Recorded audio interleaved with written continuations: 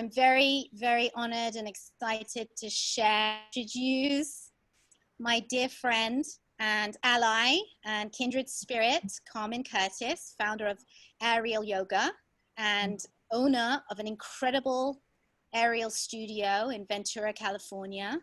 And also Carmen's incredible background, not just in yoga, but as a member of Cirque du Soleil, that whole family of trapeze artists and contortionists and artists, and just the planet of that whole world is so fascinating in the entire world. And it would be lovely for you, Carmen, to just give us a bit of a background of who you are, where you've come from, and what you're doing today. Wow. How long can you be live on Facebook? We'll see how long this takes. No, I'm just kidding. Thanks for having me. I'm happy to be here, and I adore you, and I look up to you, and I love everything that you're doing. So I'm glad to be here and to share and chat via Zoom and live Facebook. So this is really exciting. For me these days, wow. Where I've been is I was an athlete and gymnast and turned into a Cirque performer. And I love the physical element of being an athlete, but as a performer, what I mostly loved was how it connected you to other people, and you got to share your feelings and expressions, and you got to work together as a team. And so growing up as an athlete, then moving into the performance world, it just really changed my life and was really wonderful, and is something that I continue to try and teach and share. I also used yoga as a way to heal my body from all the crazy things that I did with it. I don't do them anymore, but what I did. And so I started to integrate yoga also as a way of healing my mind and my body. And that's also something that I like to share. So having AIReal Yoga is kind of this blend of the crazy circus world that I grew up in and performed with and love and teach and share, and integrating the healing modality of yoga, whether it's the physical healing of the body or the emotional healing. And I was just really lucky to integrate yoga into my life very young and saw the dramatic change. And so I wanted to share that. I'm one of those people that which is kind of like you, Shandari, like if you see something you love, you're like, oh my God, everyone, you have to do this. You have to see it. It's just like, I don't know. That's just, I guess, how you know you're a teacher, or I don't know, but I can't help myself. And I knew how it transformed me physically and emotionally. And I wanted everyone else to be able to have that opportunity. So I created a brand called AIReal Yoga. It's yoga in the air, but really yoga. So we use a circus hammock, and we use that as a prop for yoga to make yoga accessible so everyone can get the physical, mental benefits of yoga. And it makes it fun, and it can make it safer, and it can make it more challenging. It just depends on how you use it. It's just the ultimate fun, cool prop to have to enhance your yoga practice. And from there, we opened the studio so we can share. And now it's all about me teaching teachers so they can share, so we can really expand and grow. And so now my main focus is teaching teachers how to teach. That's fascinating. I know that we could just speak about your career in the circus for hours alone. And I don't want to like name drop or anything, but I know you've been instrumental in some very, very wonderful artists' performances in the music industry, like Beyonce and Pink and other people like that. And I don't think it's something to not talk about. And I don't think it's something to just focus on with where you're at in your life today, but I think it's a significant recognition of your specialty and your career path. And for me, it's interesting to find out, I'm sure other people are interested too, that how did you, when you were in the circus world and you were such an athlete from such a young age and sort of became famous in your field of expertise, how did you start to train other well-known people, and how and when did the yoga come into it? Was it a long time ago? Was it as you became more reputable as a circus performer? Like how did that happen? Like, how did you go from being this incredible artist within the world of the circus to becoming sort of a trainer and a choreographer for other industries? And when did the yoga come in? Wow. Yeah, so I started gymnastics when I was 5, and I moved away at 11 to an Olympic training center, because the Olympics were my dream at that time. And so I didn't live with my parents. I lived away from 11. Grew up kind of fast, I think. And I trained at a place that was physically, emotionally, and sexually abusing the girls. And if you've kind of followed the whole gymnastics world, this is really common, unfortunately, back in my time in the gymnastics world. And I'm in my mid-40s, so, you know, it was quite a while ago. And it was kind of okay. The gym had no windows, and we were just in trance of like doing whatever the coach said, and just wanting to go to the Olympics, you know. And my teammates were Olympians, so, you know, you just did what you were told. And you know, I question that always, like, why would I have allowed that? And so what happened actually is I got physically hurt by one of my coaches, and my father had to come down, and whatever I told the doctor was not the same as what the coach did. And so my father took me out and brought me back home when I was 16.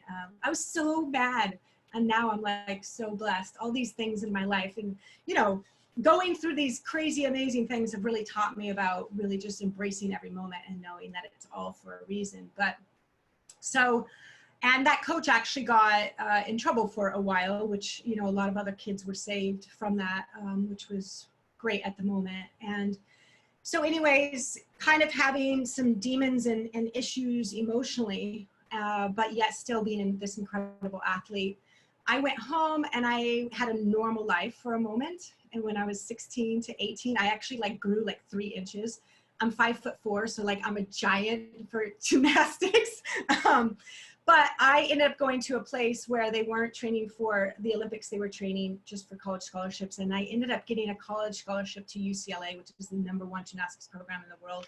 So I was this little Oregon girl, like going to UCLA. It was a huge transformation. The biggest thing was my head coach was a female. Her name is Valerie Condos. She is, you gotta meet her, Shandani. You would love her. She has changed my life in so many incredible ways, and given me hope and made me into the woman that I am today, an incredible mentor of mine. She doesn't even know how to do gymnastics.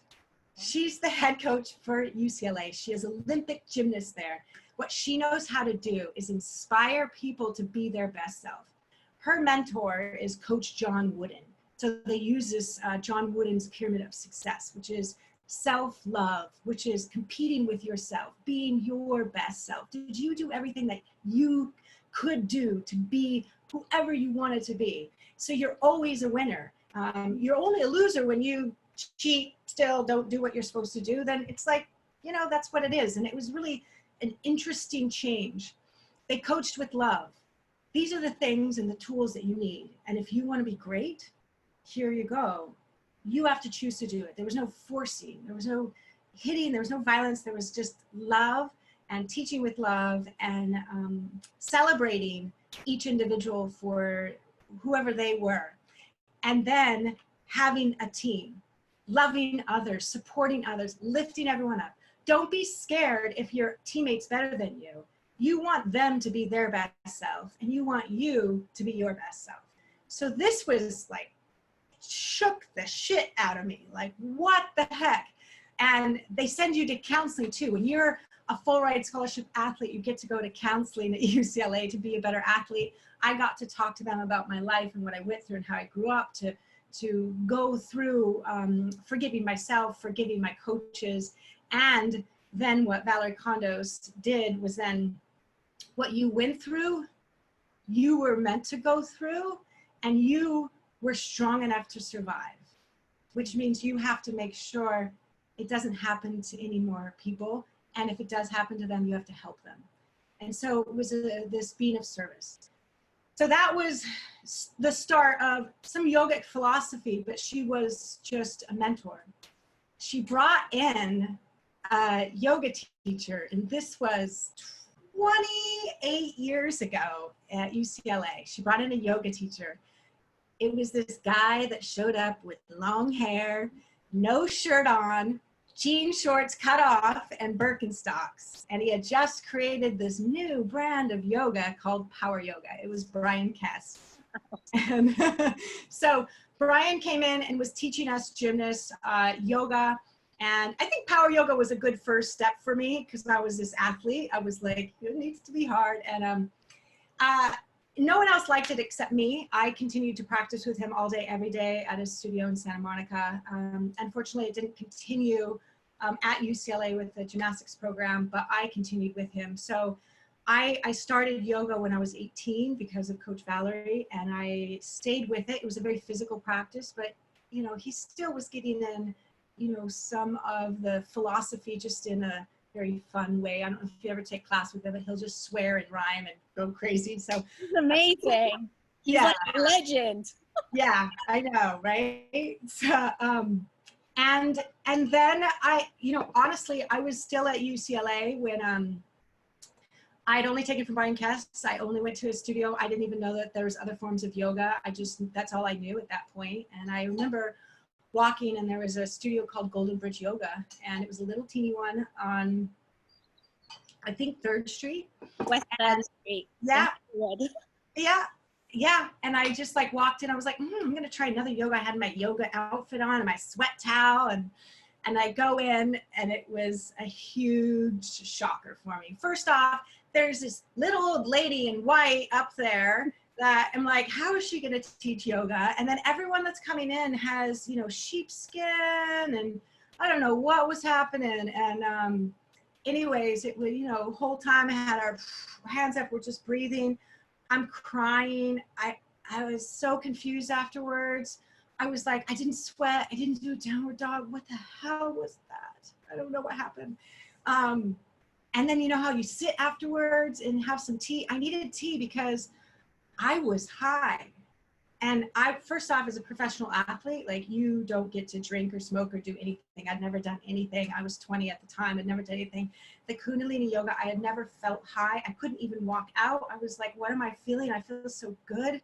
I feel so confused. I'm just like, I don't know. And Gurmukh came up and just talked with me and told me I'd see you tomorrow. And I was like, no way. He said, I'll see you tomorrow. And I was like, no. So we had another cup of tea, and I saw her tomorrow, and the next day, and the next day, and the next day, and learned a new part of me, and really dug down deeper in me and found the teacher.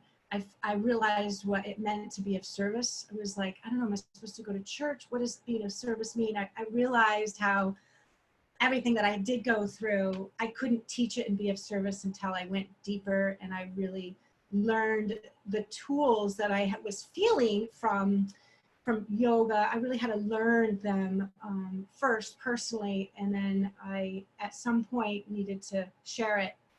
And I'll stop talking in a second, but like, and then I graduated, and so I was going to go to New York to go on Broadway, and so I came to Gurmukh and I was like, I'm graduating. And so she's like, well, I'm having a ceremony, so why don't you just come dance for me at the ceremony? I'm like, no, this is Gurmukh. This is just how she is. I was like, I can't, okay. She'll just, you like, do some circus dance. And I was like, wait, I'm a gymnast. I'm not even a circus performer. Like, what are you talking about?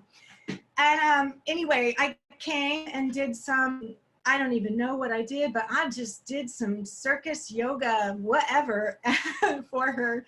And she came over afterwards and gave me this bright orange yoga scarf that I thought was just, you know, crazy, wild color. Like, what's happening? She put it on me. She tied it really tight. And she said, Yogi Bhajan gave this to me when I was a little girl, and now I give it to you. And so you go to New York, but one day you have to come back and teach me your circus yoga. And I looked at her like, what are you talking about, lady? But at that point, she was my mentor, my teacher. I tied that scarf on as tight as possible and went on my way, never thinking again about that circus yoga until 10 years later when I got to come back to her giant Golden Bridge studio and teach AIReal Yoga to her. But yeah, it was really crazy. As she left me off, she already had a vision. And I asked her 10 years later, like, how did she know that? She just, she's like, I don't know. It's just what came out of my mouth, you know? But anyway, I went to New York to do Broadway. I ended up doing this off-Broadway show called De La Gorda, which was a crazy harness flying, beautiful show about being a team and expressing emotion through movement. And I got to do harness flying. And a part of the deal is they paid for you to take classes. So I was paid to go take every yoga class in New York City that I could find.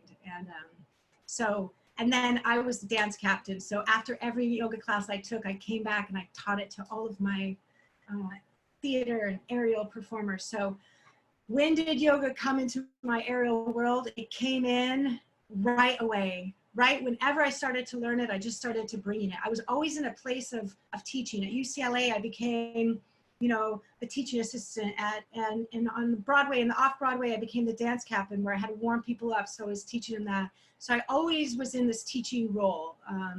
And so I always just integrated whatever I learned whenever I could. And I took all of my opportunity to get paid to take classes to the max so I could share. So the yoga was there from the beginning. Yeah.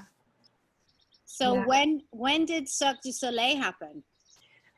In New York, I was doing the show De La Gorda, and there were the director of Cirque du Soleil at the time, Franco Dragon. He was looking for a harness specialist, a gymnast, a dancer, an actress, and a scuba diver.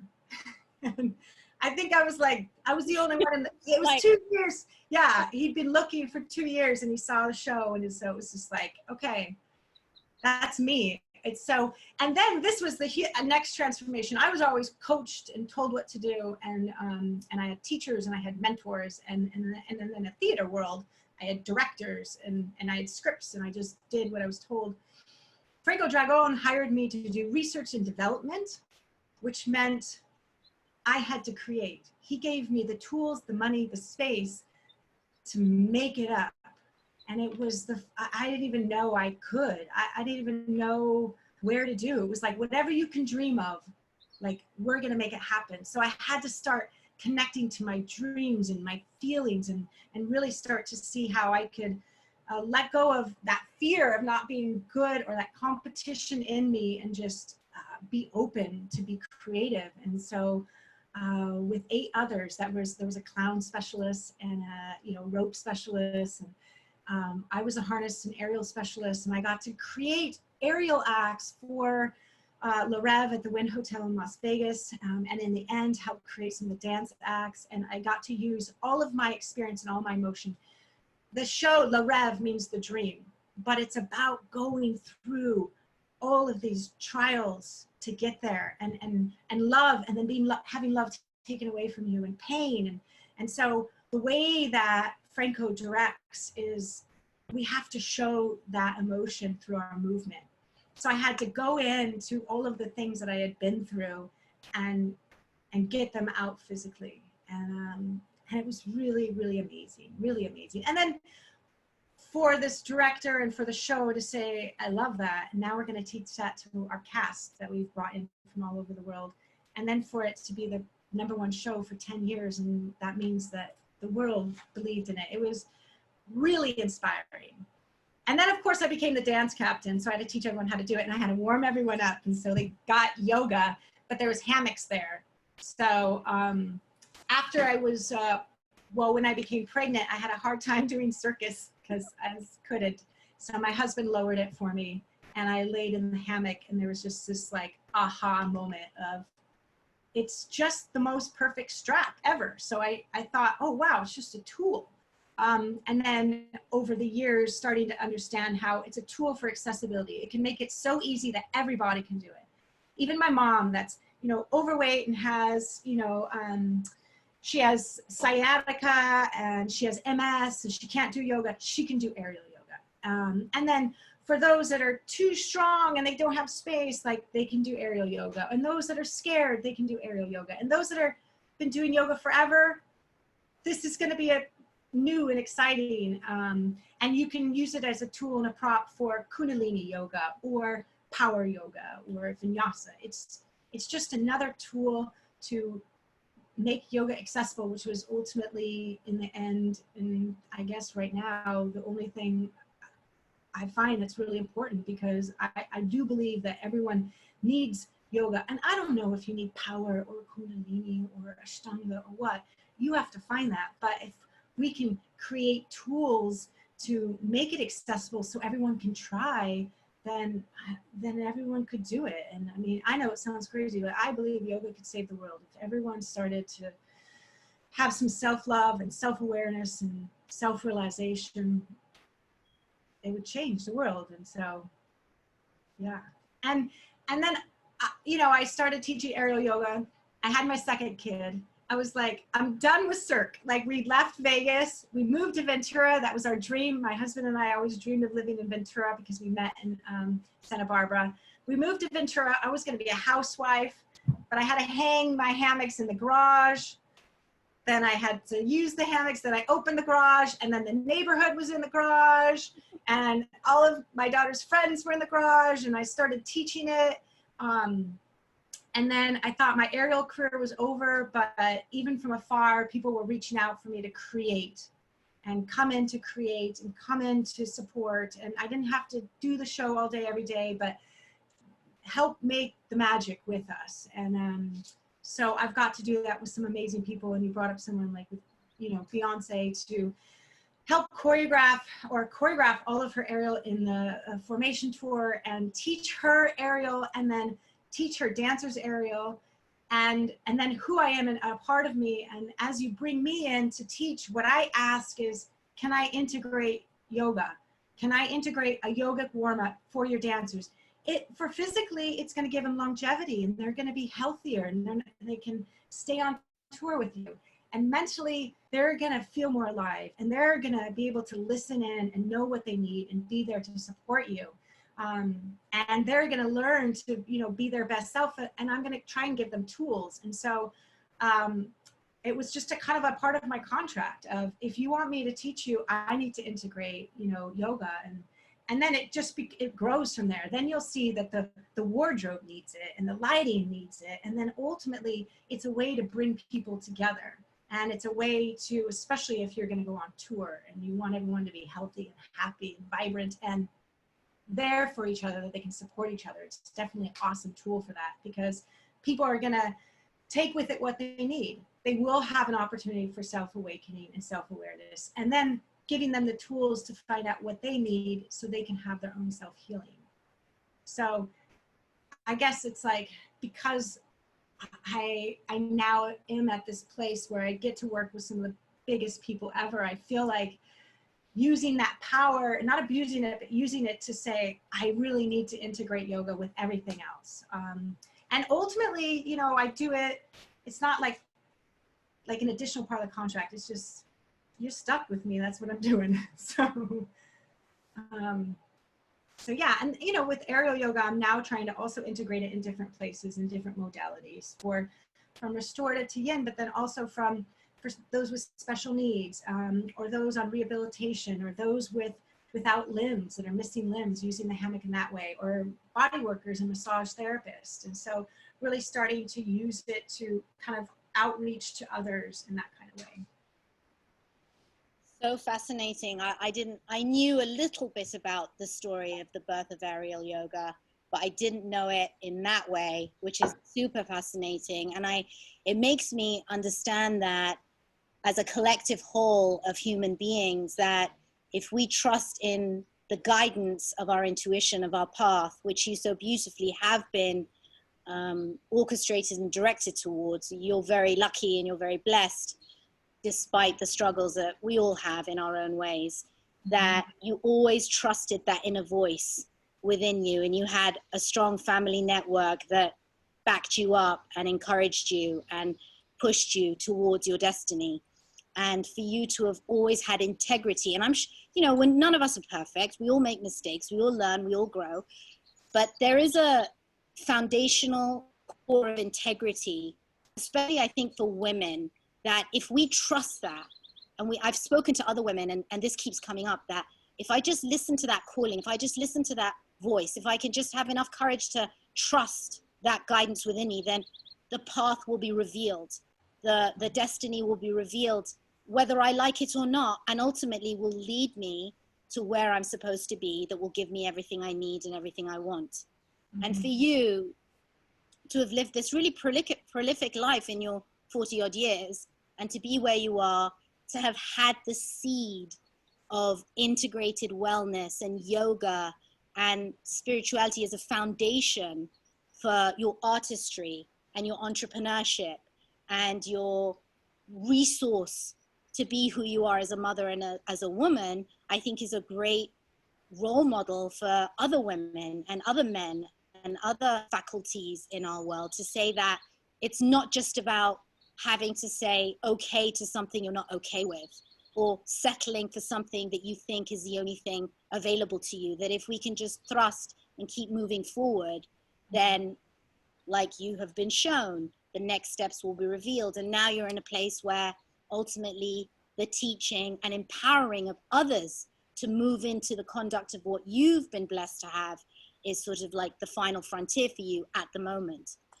How is it that in your practice as a circus performer, and then moving on to a choreographer and a business owner, and now a mother over the last 18, 19 years, I know your daughter just turned 18 recently, your beautiful, beautiful daughter. And I want to talk about your amazing husband as well, Greg, but how is it that you're managing to stay in integrity and to stay balanced within your performer nature, your artist nature, your signal to drive your business and be the business owner, and then being a mother all at the same time? I know this is a big subject that we could talk about for hours as well, but how do you juggle those things? How do you separate business from your artistry and then your motherhood? Do they all happen at the same time? How do you do it? I guess I'm always telling myself and reminding myself to balance it. And then I think learning early on that the way to balance it is to work for it, and don't just expect it all to happen, or expect I'm just going to sit around and life is going to be good. Like, to enjoy the work and know that you're always going to work. And at first it was kind of like, oh, I'm always going to work, but it's like, well, then you're always going to work. That's going to keep you alive and thriving. So make sure that you're enjoying what your work, and it's feeding you at the same time. And I noticed this, like, working with Beyonce, let's say, here's the biggest superstar ever, the queen, and that lady works harder than anyone else I've ever met in my life.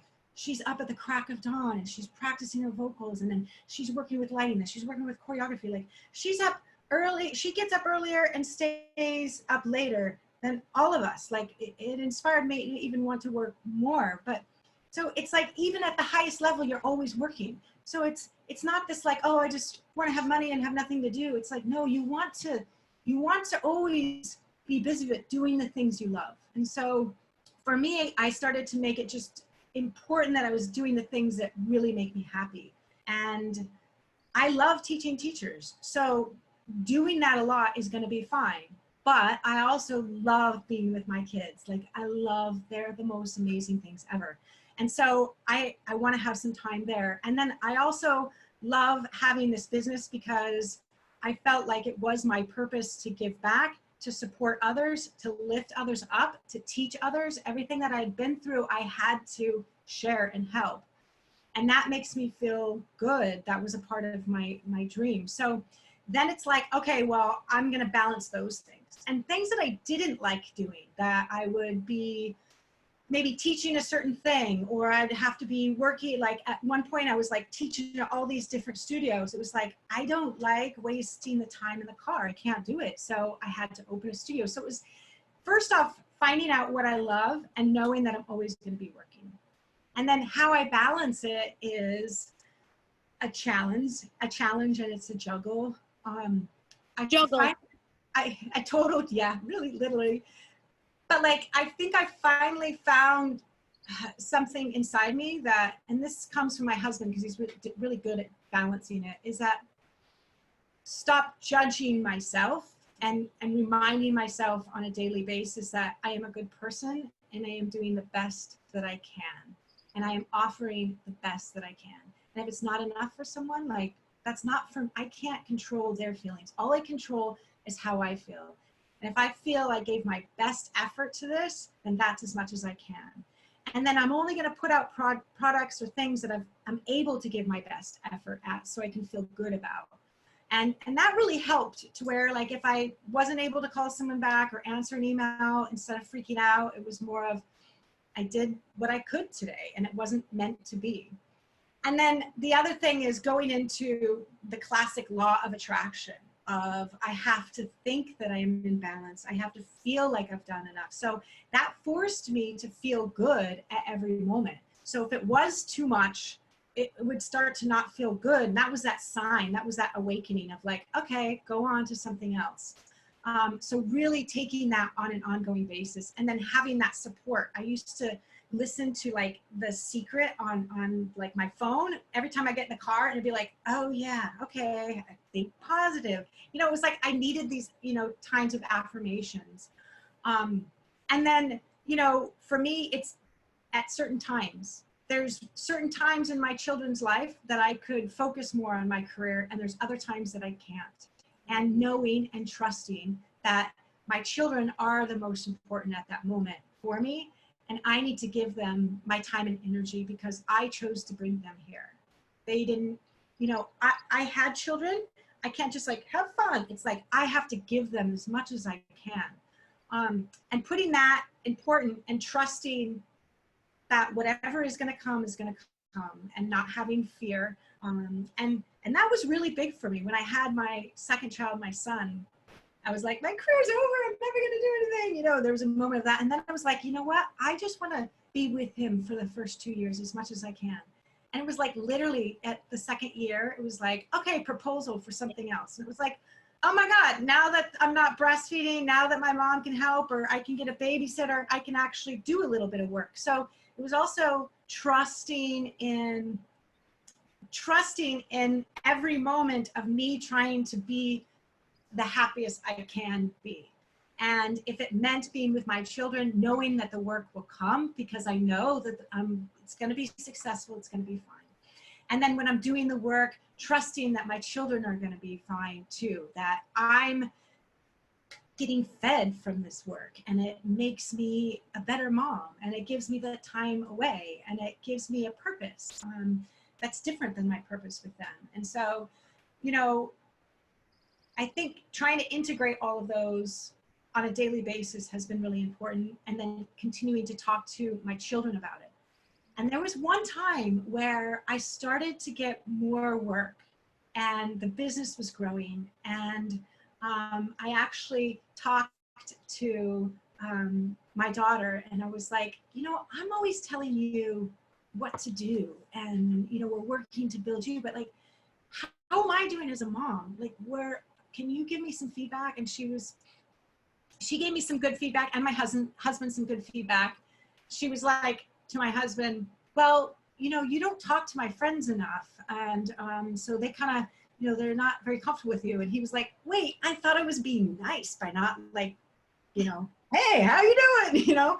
And she was like, well, no, you have to be somewhat of a friend. And I was like, oh, well, I'm good at that. And she's like, well, but you don't need to be that good of a friend, Mom, because I'd be like, let's all hang, you know? And it was like, it was a good experience for us. And then the next thing that she said was, you travel too much, and the household needs you, and I don't think I'm going to be a good person if the best person I could be if you travel too much right now.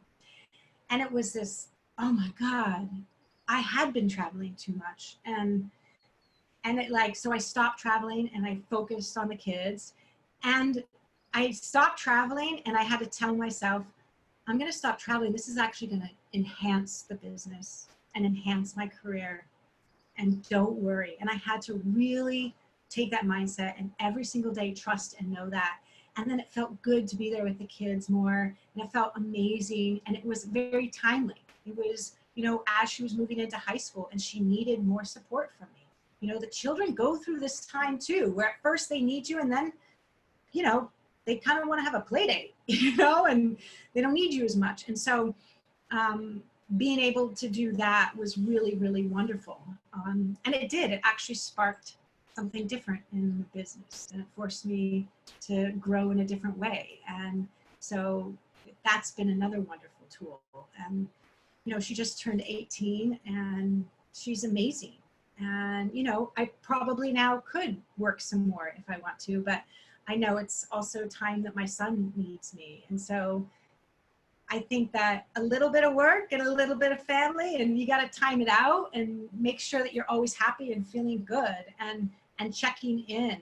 And as a mother right now, I have to trust that I'm going to do as much business as I can while putting my children and family as the main focus. And whatever I'm doing for the business is enough for it to be wherever it needs to be. And there might be a time where I put more time and energy into it.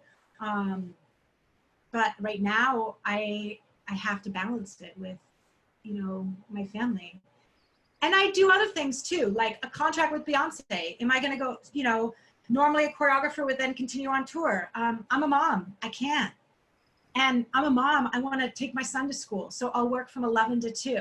Like, okay, fine. That's the hours that I work. And then also, I'm not going to go on tour with you because I got to stay home.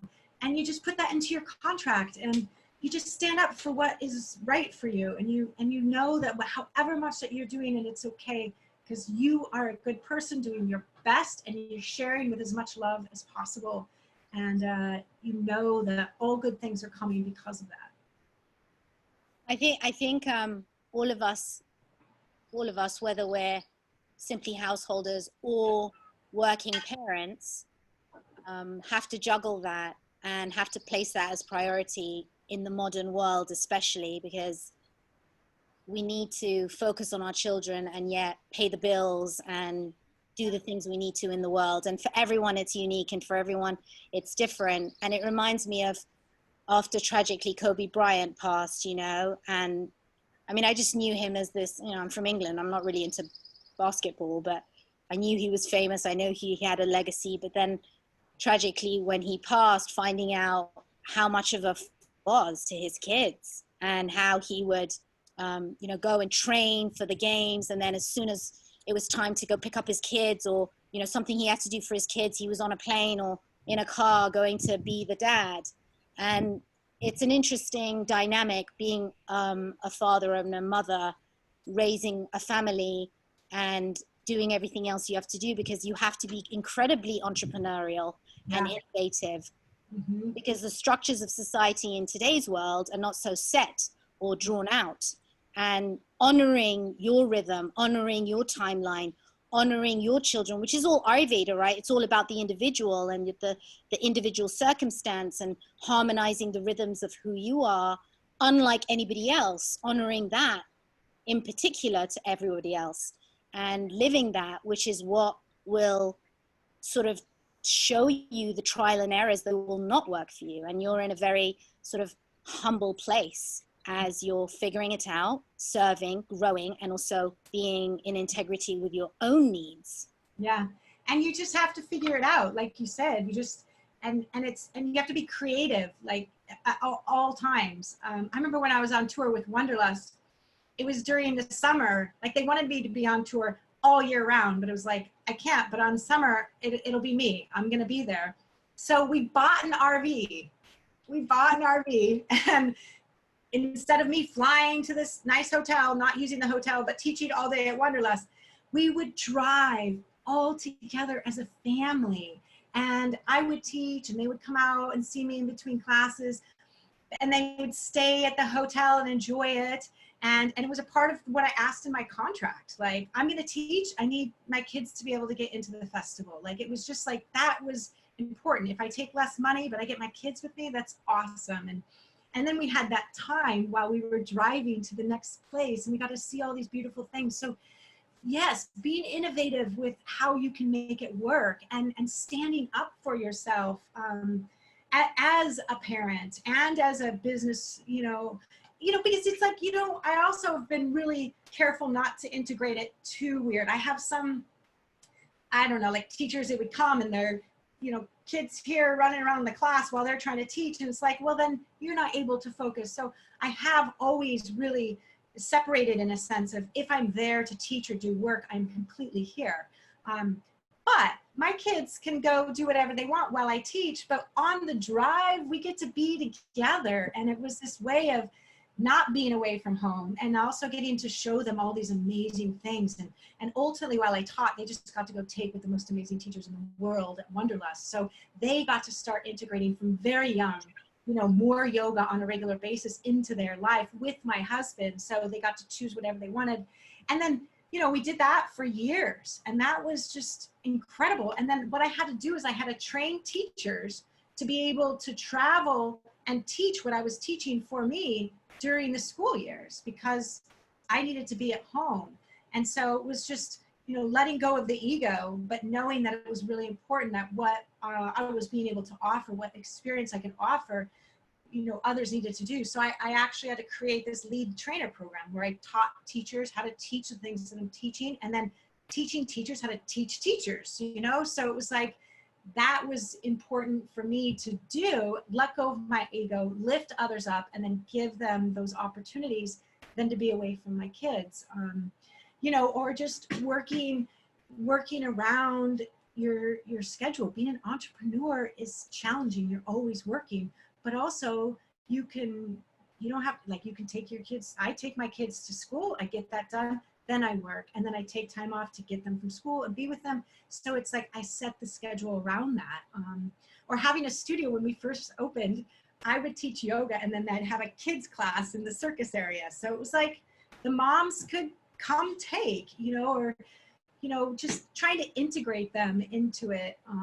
And then standing up for yourself and your time. And I mean, it's a lot. You just keep going, and you just keep going, and you just keep going. But I mean, I don't know. I love that I'll never be bored again. And I love that I was able to integrate my kids without affecting my work, and doing it respectfully. As a business owner, I also know that when you have someone there, you want them to be complete, but you also want them to be happy. And for me, if my kids were in the hotel room, I was happier than if they were at home, because they at least were with me. Amazing. And let's bring in Greg now.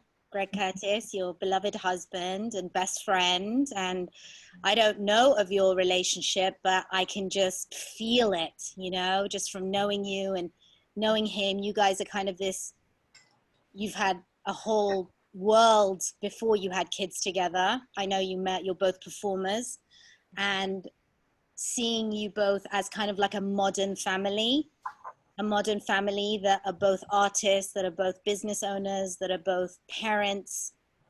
Tell us a little bit before we close about how you make that work, and how you manage to remain in this childlike, beautiful love together, and stay creative together, and be the best parents and business owners that you can be together. Wow. Yeah, we've been together for, over half my life, yeah, over 20 years. So it's definitely gone up and down. I'm so glad that we're still together. He has such an amazing attitude on it. Even during our hard times, I would always say like, oh, that was a bad time, I would never want to do that again. He's like, but it was important. It made us better and stronger. Like, we'd have to do that again. And I'd be like, what? No, I didn't like that, but he sees the beauty in it.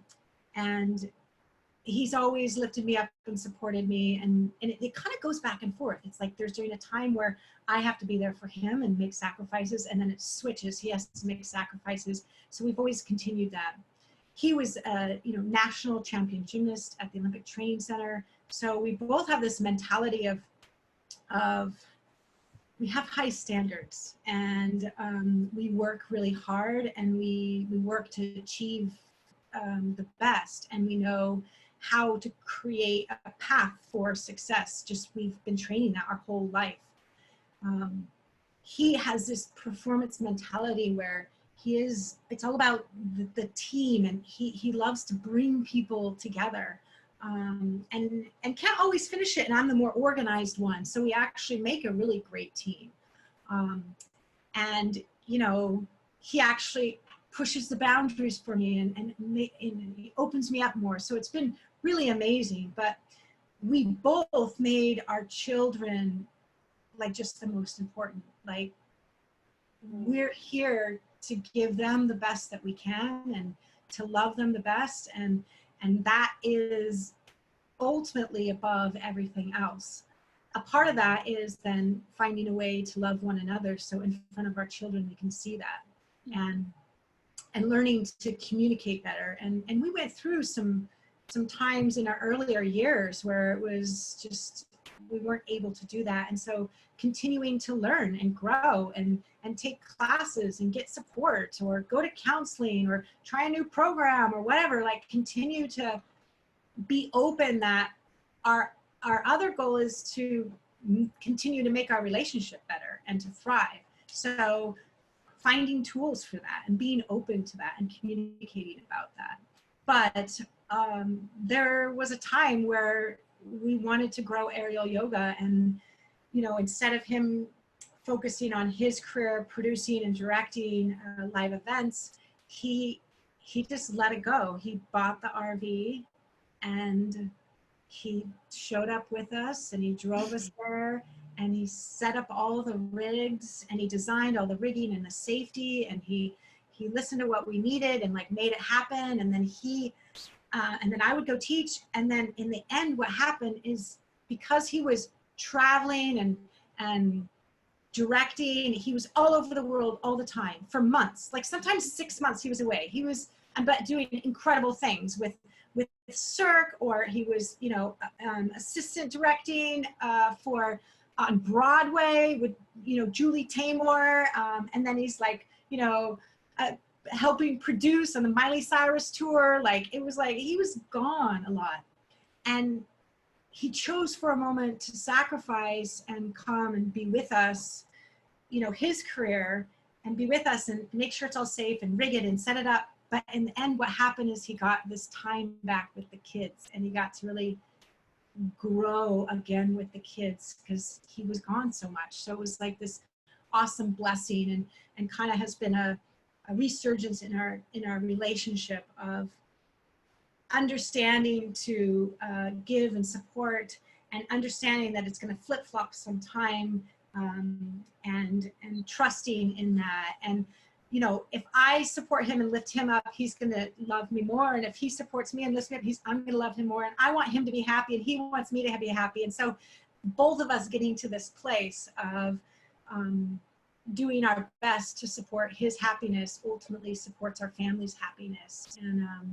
And also just trying to see the positive things, which is, it's really easy to be like, well, he's a slob, and and when he cooks, he doesn't do dishes while he cooks, and instead, like, he's so creative when he cooks, and he's integrating things I would never think of, and he loves it. And or that trying to acknowledge and tell him the positive things enhances our relationship, and also reminds me of all the beauty. So staying together is always work, but it doesn't feel so much work anymore. I think we got to some sort of place of acceptance and appreciation. I think you get to a place too where, wow, we've made it through all of these things, like, and you know, we are best friends and we are better together, and we have these beautiful children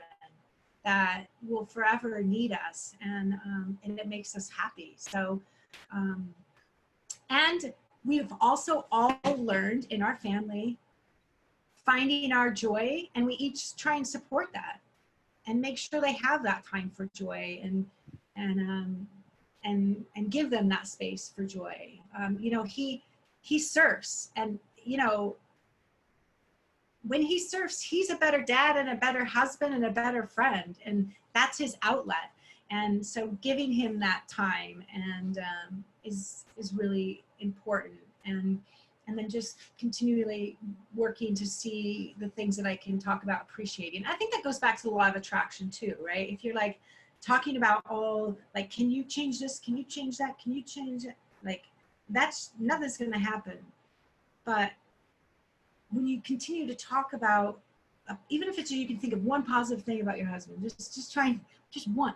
If you like, tell that to yourself and talk about it and tell him and say that over and over, it's just, you're gonna remember something else beautiful, and that positive thing is gonna start, it's gonna start melting into the rest of their soul and body, and it's gonna enhance everything else.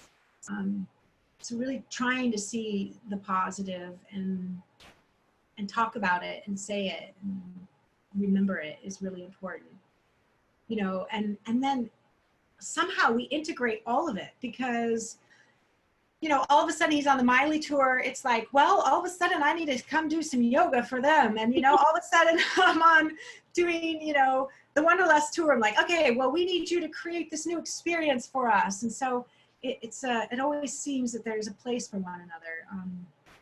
But, and also giving each other that kind of space too, of letting them give their time and trust. And it's really beautiful to like trust someone that when they're away or whatever they're doing, it's like, I just know that like he needs that time, and I trust that he's going to be there. And yeah, so, and it's just, for me, it's made my brand so much better to have, yes, this, I'm the teacher, the founder, the creator, I create these curriculums and stuff, but I also have someone that's looking over on the safety. And the rigging, which is what makes what I do is special and more challenging. And, you know, he's like a gear geek. He's always looking for new gear, and he's always, you know, he wants to protect me, but he also wants to protect everyone. Like, we didn't ever want to sell hammocks until he got more involved, and he went to go see some of the things people were using, and he was like, oh my God, they're gonna get hurt.